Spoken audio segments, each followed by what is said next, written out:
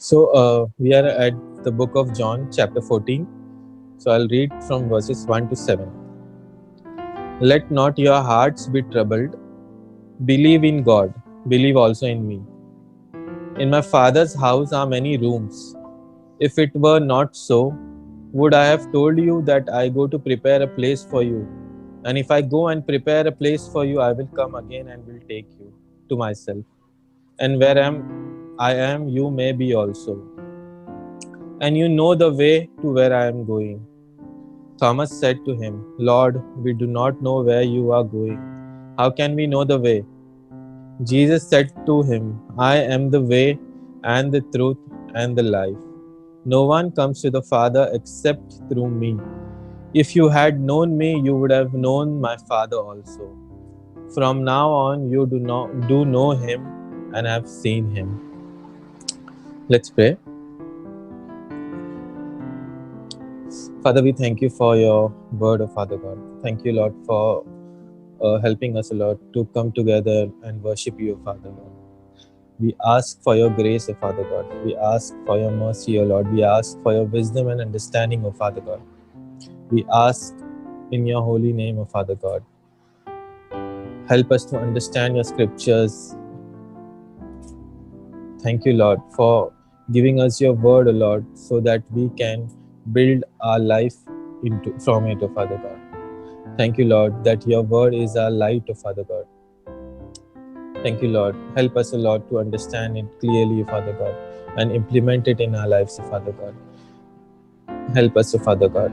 We ask for your grace, Lord. All the glory and all the honor belongs to you, Father God.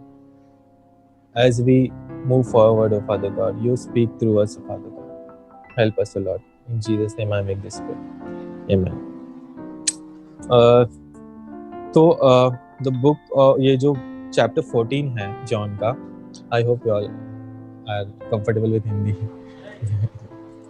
तो the book of John है, chapter 14 में हम लोग है, जहाँ पर हम लोग देख रहे हैं कि ये जो वर्स 6 है, ये पूरा अभी जो ये जो 1 to 7 वर्स है, उसमें सबसे इम्पोर्टेंट वर्स जो एम्फसाइज कर रहा है या वो बता रहा है हर एक चीज के बारे में, वो है वर्स 6, जहाँ पर जीसस थॉमस को बोल रहा है कि I am the way and the truth and the life. No one comes to the father except through me. तो ये जो वर्स है वो बहुत इम्पोर्टेंट है इस ओवरऑल इसमें, और मेरा फोकस पूरा ये वर्स के ऊपर ही रहेगा. और ये जो लाइन जो यीशु बोल रहा है फिलहाल, एक ही लाइन में यीशु ने बोल दिया कि I am the way and the truth and the life. But इसका जो मीनिंग है ये हम इसको बोल सकते हैं कि ये जो वर्स है ये यीशु का पूरा लाइफ है. ये जो यीशु का पूरा जो लाइफ का पर्पस था, ये लाइन में ये जो एक वर्स है इसमें कवर हो जाता है, जहाँ पर यीशु का जीवन, यीशु का मृत्यु और उसका रिजरेक्शन, ये तीनों चीज के बारे में हमको ये इसमें देखने को मिल रहा है कि जो पर्पस जो यीशु का था यहाँ पर आने के लिए, जो मतलब धरती पे आने के लिए जो पर्पस था यीशु का, वो फुलफिल वो पर्पस जो है वो हमको ये इसमें देखने मिला, जहाँ पर बोल रहा है कि I am the way and the truth and the life. ये हम लोग आगे देखेंगे कि इसका मतलब क्या है. तो जैसे हम लोग देखते हैं वर्स 1 में, let not your hearts be troubled, believe in God, believe also in me. अभी अगर हम लोग इस सिचुएशन को अगर थोड़ा देखेंगे तो हम लोग थोड़ा सा पिछले वाले चैप्टर में जाके देखेंगे कि क्या हो रहा है जिसके वजह से यीशु को ऐसा जो चीज़ है वो बोलना पड़ रहा है, जहाँ पर उसके डिसाइपल्स या जो थे उनको कंफर्ट की जरूरत है, या वो उनको एनकरेज कर रहा है कैसे, और वो क्यों कर रहा है, वो हम लोग देखेंगे. कि हम लोग अगर पिछले वाले चैप्टर्स में जाएंगे, अभी ये जो टाइम है ये यीशु के डेथ के जस्ट एक रात पहले की बात है. लाइक थर्सडे नाइट हम लोग बोल सकते हैं कि थर्सडे नाइट की बात है, जहाँ पर ये चीजें चल रही है पास ओवर के टाइम पे. और नेक्स्ट डे है जब यीशु को क्रूज पर चढ़ा दिया जाएगा और उसको मार दिया जाएगा.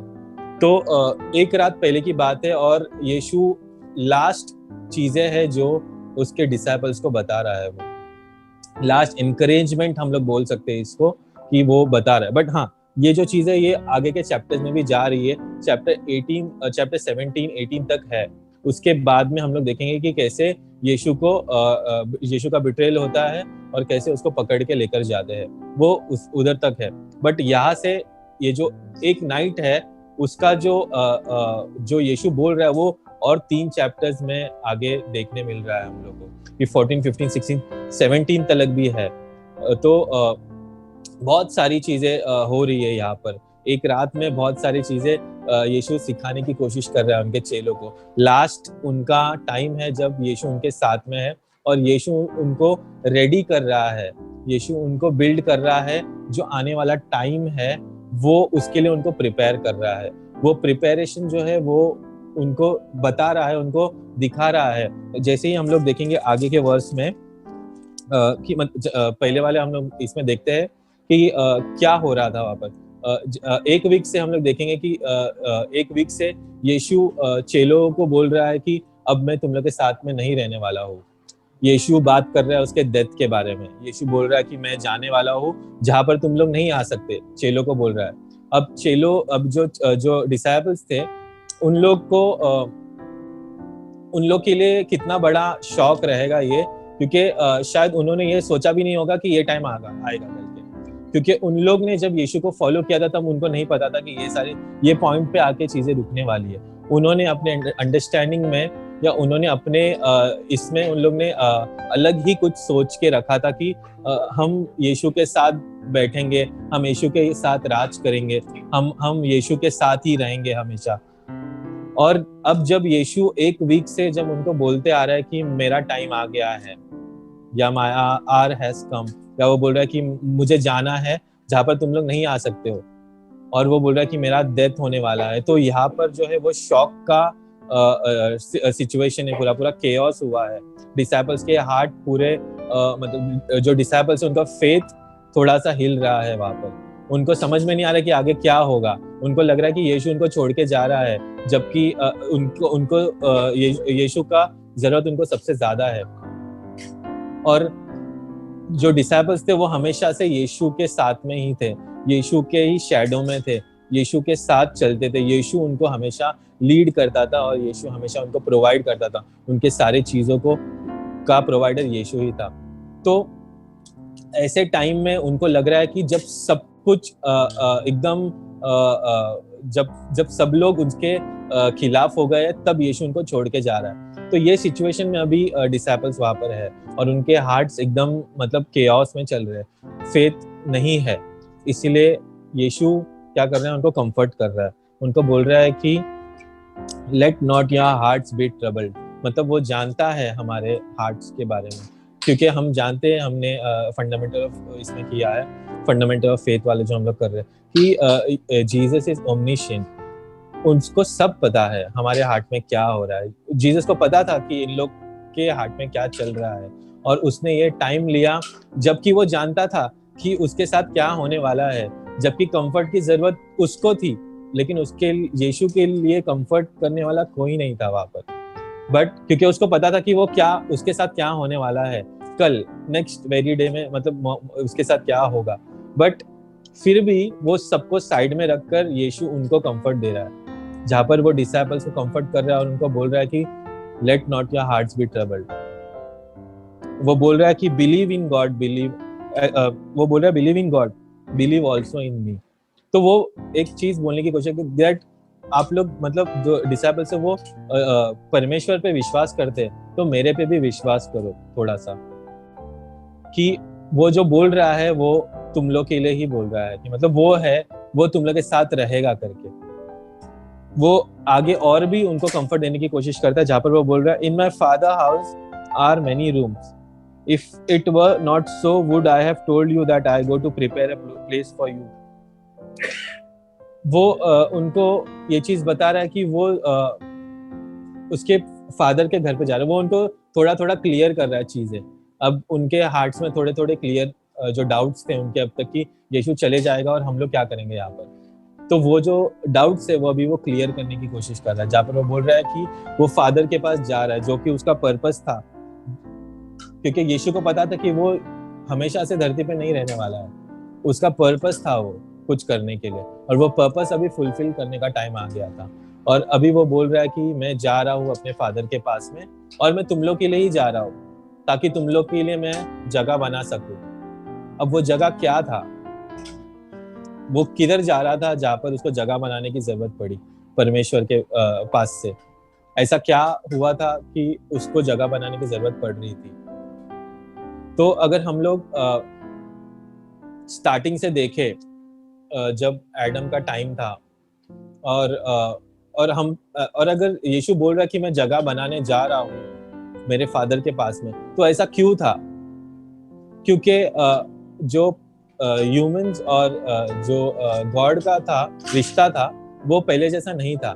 इट वाज ब्रोकन, मतलब वो टूटा हुआ था, वो पहले जैसा रिश्ता नहीं था। जो एडम, जब परमेश्वर ने एडम को बनाया था, जो वो रिश्ता था वैसा नहीं था। जब परमेश्वर ने एडम को बनाया था तो एडम और परमेश्वर का रिश्ता फेलोशिप होता था, जब परमेश्वर और एडम का बातचीत होता था, जब वो टाइम पे कि उन लोग बात कर सकते थे एक दूसरे से, एक दूसरे के साथ में उन लोग बात करते थे, वो लोग हर टाइम साथ में ही रहते थे, उनका फेलोशिप होता था। उन लोग मतलब परमेश्वर का और एडम का रिश्ता एकदम अलग ही था, जब तलक एडम ने सिन नहीं किया। जब एडम ने सिन किया उसके बाद वो जो रिश्ता था वो टूट गया, और परमेश्वर ने अपने आप को अलग कर लिया।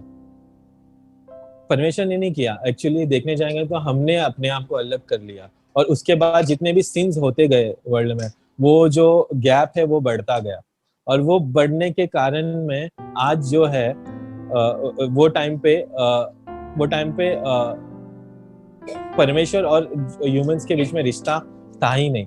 मतलब बहुत वो टूटा हुआ जो चीज था उसको क्लियर करने के लिए यीशु को आना पड़ा यहाँ पर, और वो क्लियर करने के लिए ही वो जो रिश्ता फिर से बनाने के लिए यीशु को कुछ करने की जरूरत पड़ी वहां पर, और वो था उसको उसका सैक्रिफाइस देने के लिए।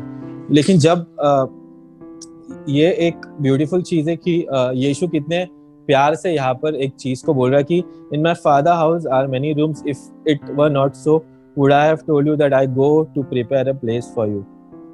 तो अगर मैं इस चीज के लिए, मतलब मेरे को जब मैं इस चीज को सोच रहा था, जब मैं मेडिटेट कर रहा था, तो मुझे कितना बुरा भी लगा एक टाइम पे, कितना सैड लगा कि मतलब मेरे सिंस के लिए यीशु को जो चीजों से जाना पड़ा, कि मतलब उसको इतना सैक्रिफाइस करना पड़ा, उसको मतलब उसके थ्रोन से लेके उसको यहाँ पर आना पड़ा जमीन पर, और उसको लटक कर मतलब उसको मरना पड़ा, उसको मार खाना पड़ा, उसको गालियां खानी पड़ी, उसको बहुत सारी चीजें करनी पड़ी, क्योंकि हमारे और मतलब अपने जो पाप थे उसके लिए। और यीशु कितने मतलब प्यार से वहां पर मतलब वो चीजें समझा रहे हैं उनको, डिसाइपल्स को। तो वो चीज मेरे लिए बहुत मतलब सैडिंग भी था, और मुझे एक टाइप के लिए ये खुशी भी हो रही थी कि मतलब अगर यीशु ये नहीं करता तो हम लोग क्या करते फिर वो टाइम पे। मुझे हमेशा से एक क्वेश्चन था कि मतलब यीशु को क्यों मरना पड़ा। मुझे नहीं पता आप लोगों को कभी ऐसा क्वेश्चन हुआ है कि नहीं, कि यीशु को क्यों मरना पड़ा? क्या परमेश्वर कुछ और नहीं कर सकते थे कि मतलब जिससे यीशु की जान नहीं जाए? मुझे ये बहुत टाइम से क्वेश्चन था, और बहुत टाइम से मेरे को ये था कि यीशु को क्यों मरना पड़ा, जब सैक्रिफाइस दे सकते थे। तो परमेश्वर चाहता था कि तो कितने भी सारे लैम्प्स वो इकट्ठा कर लेता था और वो लोगों के पाप को ये कर देता था, बट यीशु को मरना क्यों पड़ा? ये मेरा सबसे बड़ा क्वेश्चन था। तो फिर जब मैं एक टाइम पे मैं पॉल वॉशर का एक मैसेज सुन रहा था, तो वहां पर उसने भी यही चीज पूछा, बोला कि किसी ने उसको क्वेश्चन किया। तो वो जो मोमेंट था वो मेरे लिए बहुत ये था, जब मेरे को उसका आंसर मिला कि बहुत ही सिंपल चीज था, बट शायद मुझे समझ नहीं आ रहा था वो चीज, कि हमारे जो पाप थे, या जो पाप थे इस वर्ल्ड के, उसको पूरा लेने के लिए, उसको पूरा खत्म करने के लिए एक बहुत ही वैल्यूएबल चीज चाहिए थी, या वैल्यूएबल कुछ चीज चाहिए था। और इस पूरे यूनिवर्स में यीशु से ज्यादा प्रेशियस या वैल्यूएबल कुछ है नहीं। तो वो जो वैल्यू था वो उसके लिए ही मतलब वो उसके अगेंस्ट में और कोई भी ऐसा चीज नहीं था जो स्टैंड कर सकता था। तो मुझे मेरा आंसर वहां पर मिल गया कि मतलब यीशु जो था वो इतना प्रेशियस था, करके उसको सैक्रिफाइस करना पड़ा हमारे लिए। तो यीशु जब मरा तो वो उसका वैल्यू था, या उसका हम लोग जैसे किसी चीज का वैल्यू होता है, तो वो जो इतना प्रेशियस था कि उसको उसको अपना बलि देना पड़ा। और उसके बाद पाप मतलब सबके पाप उसने ले लिए, सबका जो भी था स्टार्टिंग से लेके वो टाइम तक, यीशु के डेथ तक, वो सब कुछ उसने अपने आप पर ले लिया। तो वो चीज करने के लिए वो लैम्स, शायद इनफाइनाइट लैम्स भी अगर यूज हो जाते तो शायद नहीं कर पाते, बट यीशु ने खुद कर लिया वो चीजें। तो वो मेरे लिए बहुत ये था कि मेरे को वो आंसर मिला, तो मेरे को बहुत ये हुआ कि मेरे को समझ में आया कि यीशु कितना प्रेशियस था, या उसका सैक्रिफाइस का कीमत क्या था। वो जो इम्पोर्टेंस या उसका जो कीमत होता है एक सैक्रिफाइस का, वो मेरे को तभी समझ में आया वो चीज के लिए। तो हम लोग आगे देखेंगे कि थर्ड वर्स में लिखा, and if I go and prepare a place for you, I will come again and will take you to myself, that where I am you may be also. यीशु उनको बता रहा है कि मतलब मैं जा रहा हूँ और मैं तुम लोग को लेने के लिए वापस आऊंगा। अब इससे पहले यीशु उनको verse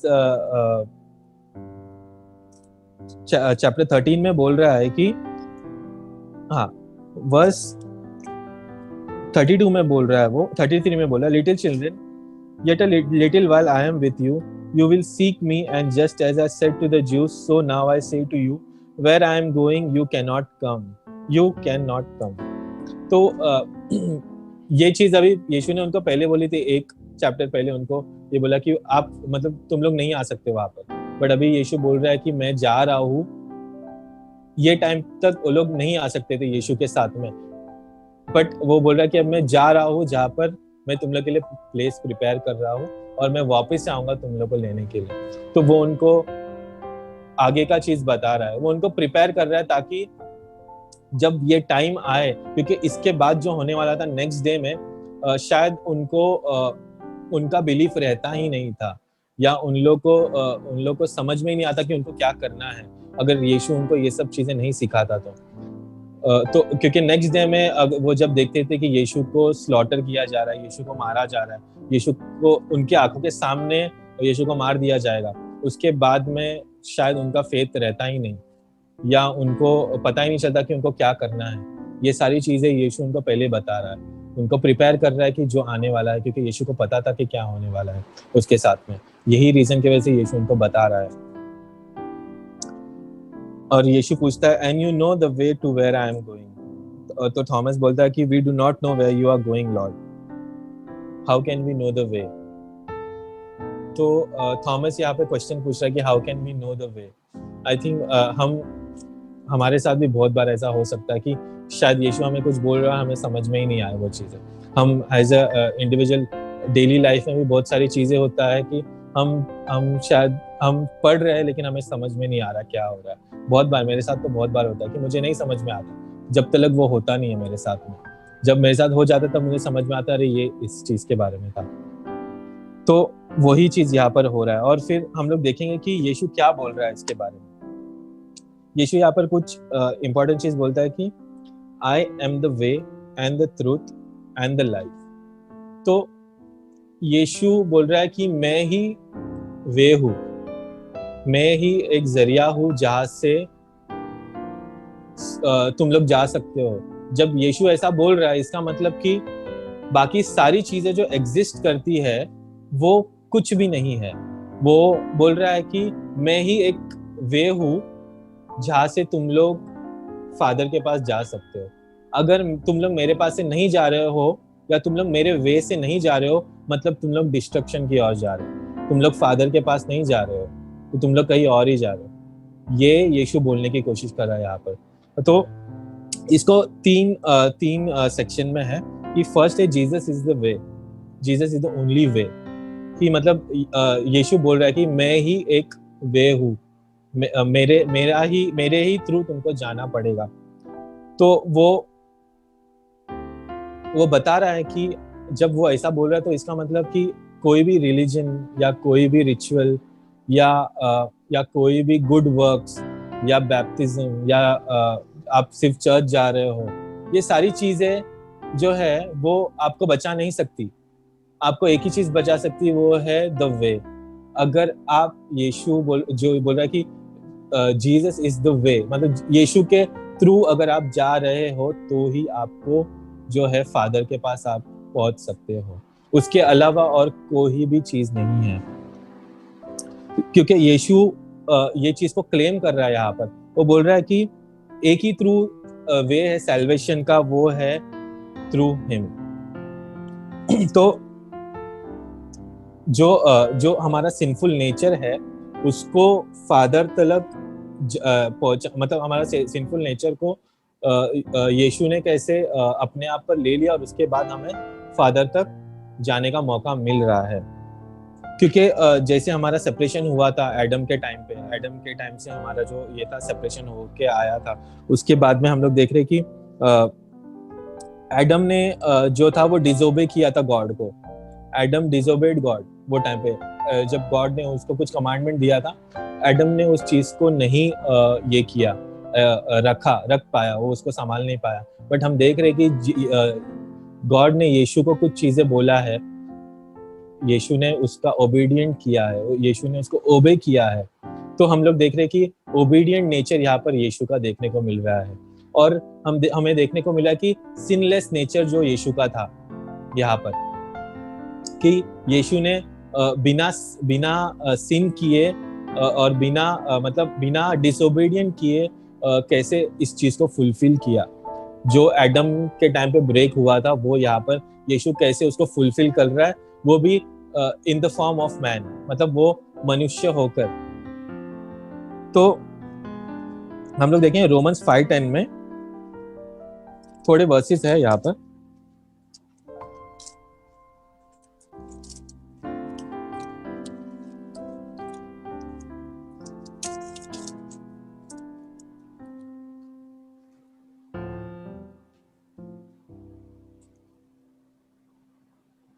For if while we were enemies, we were reconciled to God by the death of His Son, much more now that we are reconciled, shall we be saved by His life. More than that, we also rejoice in God through our Lord Jesus Christ, through whom we now have received reconciliation. Matthew 7:14 भी बोल रहा है,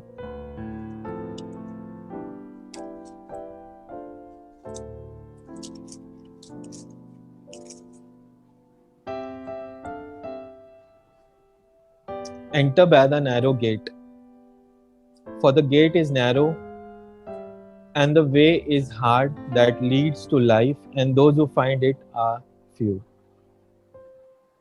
तो जो यीशु यहाँ पर बता रहा है, यीशु ने बोला है कि जो गेट है वो छोटा है, वो सबको नहीं मिलता है, और जो भी उधर से जा रहा है वो ही लास्ट तक पहुंच सकता है। यीशु बता रहा है, यीशु ने एक रोड सेट किया है जहां पर आपको स्टार्टिंग से लेके एंड तक जो है वो यीशु के थ्रू ही आप क्रॉस कर सकते हो। अगर आपने वो रोड पे अगर आप आ रहे हो तो आपको यीशु के थ्रू ही आपको उस चीज का कंप्लीशन हो सकता है, उसके अलावा आप वो रोड में कंप्लीट नहीं कर सकते हो। और हमने देखा कि द वे जो है वो अर्ली चर्चेस में क्रिश्चियंस को भी बुलाया जाता था उसी नाम से। हमने जब बुक ऑफ एक्ट्स का स्टडी किया था, हमने बहुत जगह पर देखा कि द वे का ये यूज किया हुआ है, टर्म यूज किया हुआ है या वर्ड यूज किया है क्रिश्चियंस को या बिलीवर्स को उनको बताने के लिए।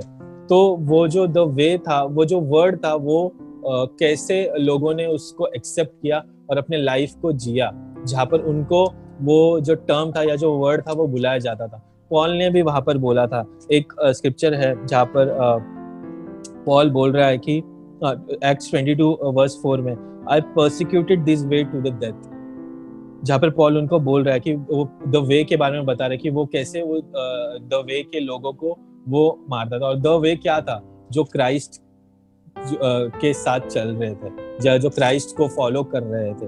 एक्स 19:9 में लिखा है कि people harden there hearts and spoke against the way.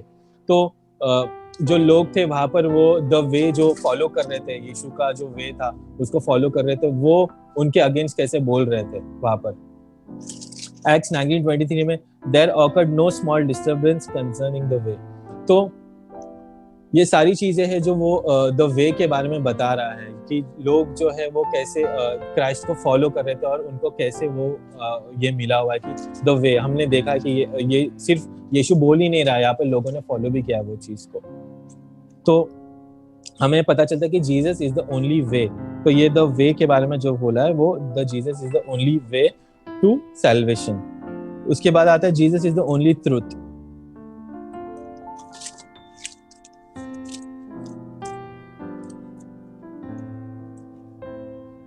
अभी ये जो वर्ड एंड है,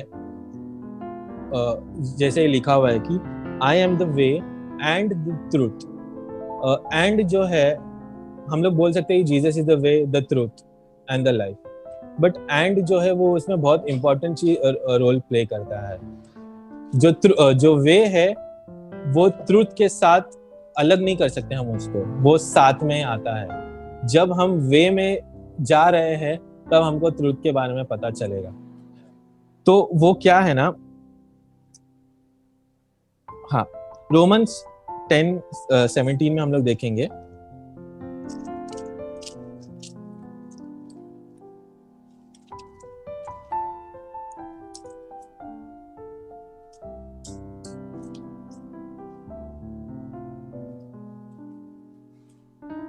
व्हाट इज द ट्रूथ? अभी ट्रूथ क्या है हमको पता चलेगा अभी।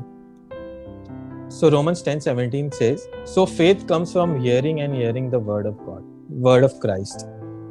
तो हमको पता चला कि हम वे में हैं और हमको पता चला कि क्राइस्ट ही है वो जो ट्रूथ है, कि जो वर्ड ऑफ क्राइस्ट है वो ही ट्रूथ है। क्योंकि फ्रॉम द जॉन चैप्टर 1:1 बोल रहा है कि in the beginning was the word and the word was with God. तो वो कौन था जो ट्रूथ हमें ये जो पूरा बाइबल है वो कौन है? ये ट्रूथ है और ये क्राइस्ट है, इसका ऑथर क्राइस्ट है। जो ये चीज जो लिखा हुआ है ये क्राइस्ट ने लिखा हुआ है। सारी जो चीजें हमें बताई है बाइबल के थ्रू वो क्राइस्ट ने बताई है।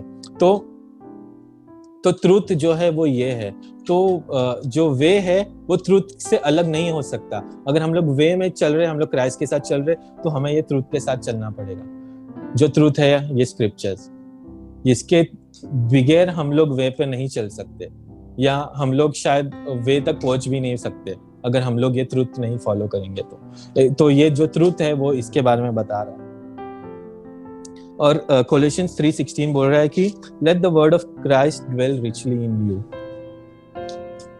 तो बार बार वो इसके बारे में बता रहा है कि word of Christ dwell richly in you.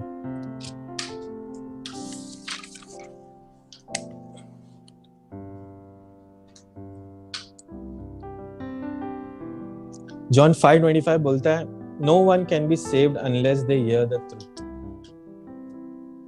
और ट्रूथ क्या है? मतलब द वर्ड ऑफ गॉड।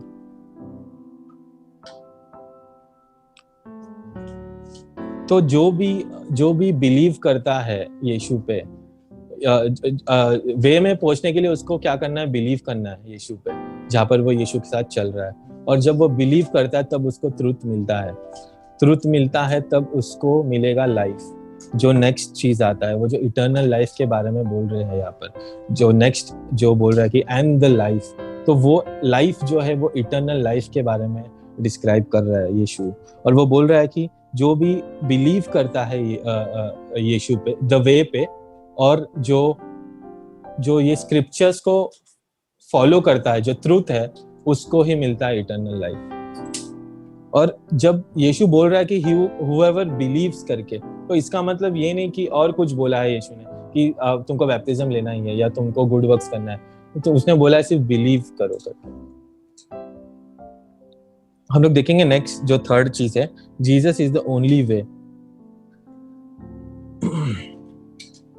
जब हम लोग जब क्राइस्ट के साथ वे पर है, मैं वे यूज कर रहा हूँ बहुत बार, क्योंकि मैं नहीं चाहता कि मैं वो वर्ड छोड़ दूँ। मेरा बोलने का मतलब ये है कि जब हम यीशु के साथ चल रहे हैं या हम यीशु के साथ लाइफ में हैं, हम यीशु के साथ जर्नी कर रहे हैं, मेरा बोलने का मतलब वो है जब मैं वो वे के बारे में बोल रहा हूँ। तो जब हम लोग वो वे में है और जब हम लोग वो ट्रूथ के साथ है, तब हम लोग जो है, तब क्राइस्ट हम में होता है। जब हम ट्रूथ के साथ होते तब क्राइस्ट हम में होता है, और तब हमें वो क्राइस्ट हमेशा हमारे साथ रहता है जब हम वो चीज के साथ, दो चीज के साथ रहते हैं तो, और तब हमें लाइफ में, तभी हमें लाइफ मिलता है। जॉन 17:3 देख रहे हैं हम लोग। And this is eternal life that they know you the only true God and Jesus Christ whom you have sent। तो यहाँ पर भी हम लोग देख रहे हैं कि and this is eternal life that they know you the only true God and Jesus Christ। यहाँ पर भी लाइफ के बारे में बोल रहा है जहाँ पर यीशु के साथ में है इटर्नल लाइफ कि तुमको तभी मिलेगा जब तुम यीशु को जानोगे, उसके अलावा तुमको इटर्नल लाइफ नहीं मिलेगा। और कोई वे नहीं है, और कोई ट्रुथ नहीं है, या और कोई ये नहीं है, जरिया नहीं है तुमको इटर्नल लाइफ का। तो जॉन 1:4 में है कि in him was life and the life was the light of man. और एक स्क्रिप्चर है जहाँ पर लाइफ के बारे में बोल रहा है, बता रहा है हमको यीशु कि यीशु में ही लाइफ है, और जो लाइफ है वो ही है लाइट जो लोगों के लिए जो जरूरत है। तो ये लाइफ क्या है जो हम में होना चाहिए? तो ये लाइफ वो है कि हम परमेश्वर के साथ हमेशा फेलोशिप में है, हम लोग हमेशा जुड़े हुए हैं परमेश्वर के साथ में, तभी वो लाइफ जो है हमें वो स्पिरिचुअली या इटर्नल लाइफ जो हम लोग बोल सकते हैं, वो हमेशा हमारे साथ में रहता है जब तक हम लोग परमेश्वर के साथ में जुड़े हुए हैं। तो ये जो तीन चीजें बोल रहा है कि I am the way and the truth and the life, ये तीनों में से हम कोई चीज ऐसे चुन नहीं सकते कि मैं सिर्फ ट्रूथ लेता हूँ या मैं सिर्फ लाइफ लेता हूँ। वो तीनों एक साथ आते हैं, जहाँ पर हमको तीनों को जो दो तीनों चीजें बोली गई है वो तीनों हमको साथ में करनी पड़ती है, तब जाके हमें जो है इटर्नल लाइफ तक का मिलता है। तो ये जो पूरा जर्नी था यीशु का, जहाँ पर वो जब उनका जन्म हुआ, जब उनका डेथ हुआ, जब उनका रिजर्वेशन हुआ, ये सारी चीजें, ये तीनों चीज में कवर किया है यीशु ने। वो पूरे अपने लाइफ जर्नी के बारे में बता रहे कि यहाँ, और वो लोगों को तैयार कर रहे आने वाले टाइम के लिए कि जैसे ही मतलब तुमको अपने लाइफ या मेरे पास या परमेश्वर फादर के पास आने के लिए तुमको एक ही जरिया है, वो ये है, अगर इसके अलावा और कोई रास्ता नहीं है। तो ये बहुत ही क्लियरली बाइबल में दिया हुआ है कि और कोई वे है ही नहीं। जब यीशु ने बोल दिया कि आई एम द वे, उसके मतलब और बाकी सारी चीजें निग्लेक्ट हो जाती है वहां पर ही। आमीन। Let's pray.